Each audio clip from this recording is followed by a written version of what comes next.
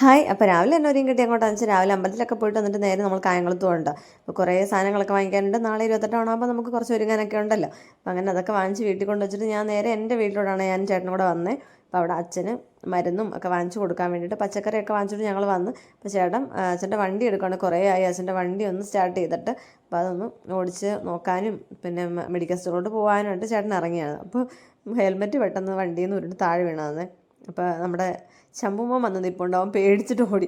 പക്ഷെ അവൻ വീണ്ടും തിരിച്ച് അവിടെ തന്നെ നിൽക്കും കേട്ടോ. അവന് അങ്ങനെ ചോറിനുള്ള നിപ്പാണ്. അപ്പം നമ്മൾ നിൽക്കുന്നത് കൊണ്ട് അങ്ങനെ അവനിങ്ങനെ കയറി ഇറങ്ങി നിൽക്കുകയാണ്. പിന്നെ ചേട്ടൻ വന്നിട്ട് ഞങ്ങൾ രണ്ടും കൂടെ കുറേ കാന്താരി പഴുത്തൊക്കെ നിപ്പുണ്ടായിരുന്നു കേട്ടോ. കുറേ പിച്ചി, കുറേ ഇനി നിപ്പുണ്ട് കേട്ടോ. അതൊന്നും വിളഞ്ഞാണോ എന്ന് അറിയാത്തതുകൊണ്ട് ഞാൻ കുറച്ചേ പിച്ചുള്ളൂ.